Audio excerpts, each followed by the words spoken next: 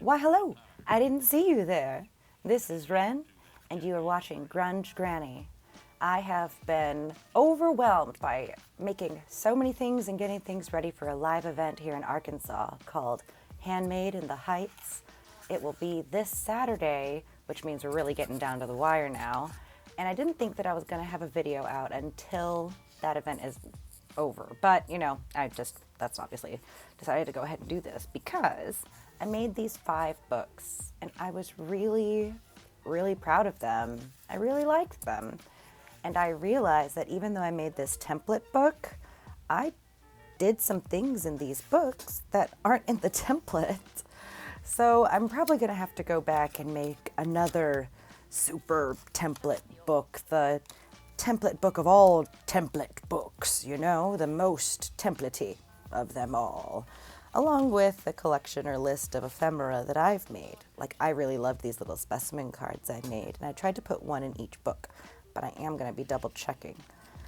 So recording these flip-throughs of them is partially for my own reference, so I can go back and see what I've done in the past, how I designed things, and how I did my pages, but then also to see what ephemera I put into them, and this makes sure that as I flip through to show my books, that I actually put in the ephemera that I made for them in them. Does that make sense? I think it makes sense. I'm trying to not just ramble the whole time, but honestly, I've missed talking to you, and so I feel like I have a lot to say. Because woo has it been a doozy. Like, vending in person is a whole other beast because you get to essentially put up your own little mini store. So it's kind of like thinking, okay, if I had the ability to have my own store, my own shop, what would it look like? How would I put these things out there? How would I want people to be able to interact with the things that I made? What little homes and places would I give them? And it also feels like every single time that I'm vending in person, I have a really difficult time balancing online shop and online promotion and just making for in-person. I thought that if I continued to vend in person that I would just get better at it. And I feel like there is something different about the one-on-one experience, plus the relief of not having to ship everything out. The benefit of being able to know that someone has seen it, they've touched it, they've decided that they wanted it, and they just took it with them. And now that thing has a new home and it found its person. And I like that. I think that that is an important element. I think that that's something that I really like experiencing, because a lot of the time I'll see, pictures of things online and I don't know what it's like, and I want to be able to hold it and touch it and interact with it.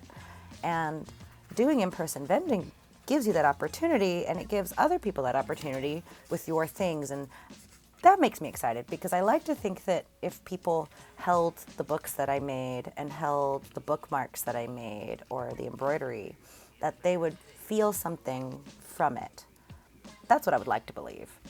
Because when we're online, I don't know that I'm conveying what I want to convey all the time in the product and the way that I am showing the product. Because there's all these other elements that go into what you've made when you are a maker and you're trying to promote online. Like, something can be not all that great, but then you see it just promoted beautifully and you're like, oh man, I gotta have it. But then there can also be books that are unbelievably phenomenal, and you can tell that the person who made it, their skill is making books. Their skill isn't videography or editing or cinematography, filming, whatever. These things aren't, just because you're creative doesn't mean that a person can do all of the creative things. And I think that that's something that is hard for non-creative people to understand. And I use the term non-creative loosely because I personally think that everybody's creative in one way or another. And that's just another example of that. It's just that, like, You can be really creative in accounting and how you budget. Just because you're a numbers person doesn't mean you're not creative. It's just it's just a different way. I heard dream a little dream and said little.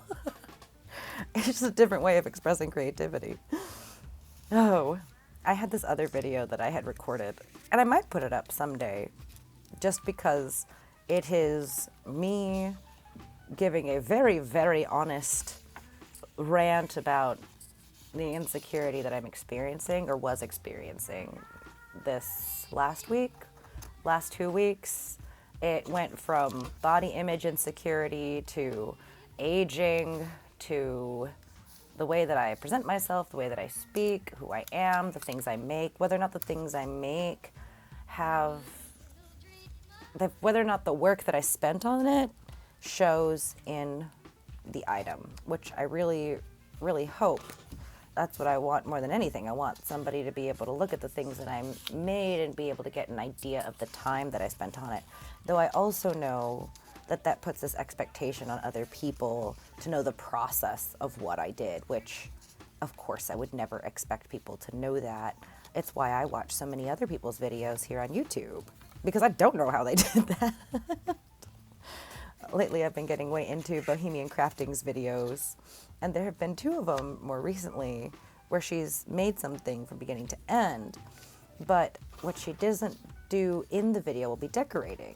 And I'll start the video and think, oh wow, she's gonna make that in 20 minutes? How is she making that in 20 minutes? How am I so slow? And then of course, she finishes it in about 18, 19 minutes, and then for the last 2 minutes shows you a flip through of what her decorated one looks like, because she has decorated separately. And I was just mind blown by that, I guess. Just like oh, okay, so that means that approximately the base of something could probably take about half an hour, depending on how simple it is. But realistically, it's gonna be the decorating that takes a long time. Which, like I said again, is why I'm thankful for this opportunity to show off these books, because now I can check through and see if they're all decorated in the way that I want to.